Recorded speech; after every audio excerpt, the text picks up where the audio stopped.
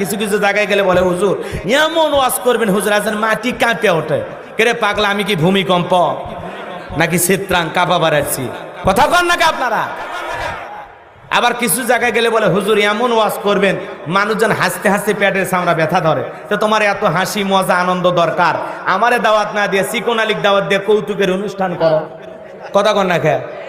আবার অনেক জায়গায় গেলে বলে হুজুর আজকে এমন ঘটনা, এমন একটা কাহিনী ধরবেন হুজুর মানুষ জানি একটাও না ওঠে। আমি কি শ্রোতার পা ধরে বসে থাকবো? কথা কন না কে?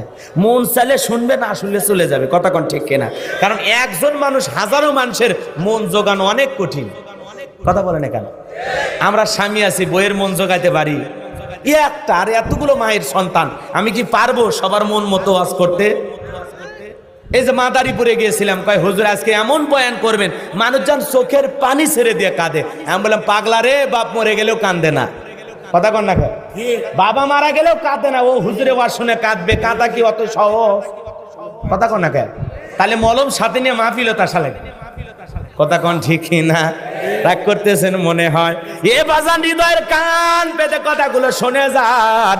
আজও পৃথিবীর দিকে তাকায় দেখেন, যারা খানকায় বসে হু হু করে আর জিকির করে, লাফালাফি করে, ওদেরকে কেউ টার্গেট করে না, ওদেরকে কেউ জেলখানায় নেয় না। যারা আল্লাহর জমিনে কোরআনের সোনালী সমাজ কায়েম করার কথা বলে, আল্লাহর বিধান প্রতিষ্ঠিত করার কথা বলে, একামতে দিনের কথা বলে, আল্লাহর আইন দিয়ে জমিনকে পরিচালনা করতে চায়, যারা আল্লাহর দিন প্রতিষ্ঠিত করার স্বপ্ন দেখে, তাদের কাজে বাধা আছে, তাদেরকে জেলখানায় যেতে হয়। কথা বলেন ঠিক কিনা? এই জন্য বাজার একই কালেমার দাওয়াত, কেউ দাওয়াত দিয়ে মোটা মোটা হাদিয়া পায়, আবার কেউ দাওয়াত দিয়ে ভাগ্যে জেলখানা রুটি জোতে। কথা বলেন ঠিক কিনা? এই জন্য বাজার গো আমার হৃদয়ের কান পেতে কথাগুলো শুনবেন। খানকানিয়া যারা বসে আছে ওদেরকে নিয়ে কারো মাথা ব্যথা নাই, কারণ ওরা লাউ কদু গরু ছাগল পায় খুশি। কথা কন না? দেখেন নাই দরবার কই পানির ভিতরে জ্বললে বাতি ঝড় বাতাসেও নেবে না, ল্যাংটা বাবার মুড়ি ধইলে নামাজ রোজা লাগে না। কত বড় ভণ্ড, চিন্তা করছেন? দুনিয়াতে এমন কোন নবী নাই যে নবী এসে আল্লাহকে সিজদা দেয় নাই, নামাজ পড়ে নাই। আর তোমার পীর এত বড় যার নামাজ লাগে না। আসলে যে পীর বলে নামাজ লাগবে না, রোজা লাগবে না, ওটা পীর না ডিজিটাল শয়তান। কথা বল না? ওই এত সিজদা দিয়ে কি করবি? সিজদার মতো একটা সিজদা দিবি, জান্নাত পার হয়ে জাহান্নামের গর্তে পড়বি। আছে না নাই? এই জন্য কত সালা বাবা, শিকল বাবা, গাজা বাবা, লাউ বাবা, কদু বাবা, বাবার অভাব নাই। ভণ্ড বাবাদের কাছে যাওয়া যাবে না, হক্কানি আল্লাহওয়ালাদের কাছে যাওয়া লাগবে। পীর ছিল শাহজালাল, শাহ পরান, শাহ মাকদুম, বাইজিদ বোস্তামি, আব্দুল কাদের জেলানি, আল্লামা খাজা মঈনুদ্দিন চিশতি রহমতুল্লাহ আলাইহি। এই যে রাজশাহীর শাহ মাকদুম, বগুড়ার শাহ সুলতান, রংপুরের কেরামতুল্লাহ, বড় বড় আল্লাহওয়ালাদের কারণে এই জমিনে ইসলামের প্রচার প্রসার হয়েছে। এটা বিশ্বাস রাখতে হবে, আল্লাহর ওলিদের কারণে আমরা ইসলাম পাইছি। কথা বলেন ঠিক কিনা? কিন্তু আল্লাহওয়ালার লেভেল লাইগা কিছু ভণ্ডের আবির্ভাব হয়েছে, যারা খালি কিছুই না করে আছে না নাই? আল্লাহর নামও নাই, রসুলের নামও নাই, খালি কি যে পাইছে রে ভাই। জিকির করে না, হাঁপানি ব্যারাম হয়েছে আল্লাহ। আছে না নাই ভণ্ড? এক পীর সাহেব শীতের দিনে পেশাব করে পানি নেয় না। মুরিদ জিজ্ঞাসা করছে, বাজান পানি নিলেন না? কয় চুপ কর, চুপ কর। নবীর নাতি হোসাইন ফুরাত নদীর পানি না পেয়ে তার পরিবার সহ শাহাদত বরণ করেছেন। যেই পানি নবীর নাতির পরিবার পায়নি, সেই পানি আমি এই জায়গায় ঠেকাতে পারবো না। আসলে শয়তান শীতের ঠেলাই নেয় না, সেটার কয় না। কথা কোন ঠিক কিনা? এরকম ভণ্ড আছে না নাই? যে পীর পেশাব করে পানি নেয় না, ওর মুরিদ তো বড়টা করেও পানি নেয় না। কথা বলেন ঠিক কিনা? এই জন্য কোনো বিড়ি বাবার দরবারে যাওয়া যাবে না, সাধু বাবার কাছে যাওয়া লাগবে না।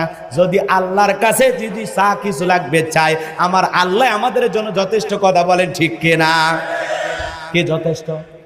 এর কোনো মাজারে চাওয়া লাগবে না, কোনো বাবার কাছে চাওয়া লাগবে না। মা বোনদেরকে বলি, মা খবর দাও, কোনো মাজারে যাবেন না। কথা বলেন ঠিক কিনা? চাইতে হলে আল্লাহর কাছে চাইবো। জীবনে কি লাগবে? সন্তান লাগবে। ইব্রাহিম আলাইহিস সালাম চেয়েছিলেন কার কাছে? রব্বি হাবলি মিনাস সলিহিন, আল্লাহ একটা সৎপুত্র দাও, একটা নেককার সন্তান দাও। এই জন্য সন্তান চাইলে আল্লাহর কাছে চাইবো। কথা বলেন ঠিক কিনা?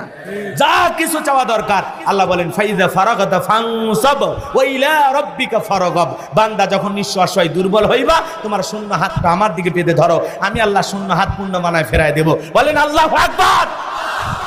এজন্য কিছু চাওয়া লাগলে বাবার কাছে না, আল্লাহর কাছে।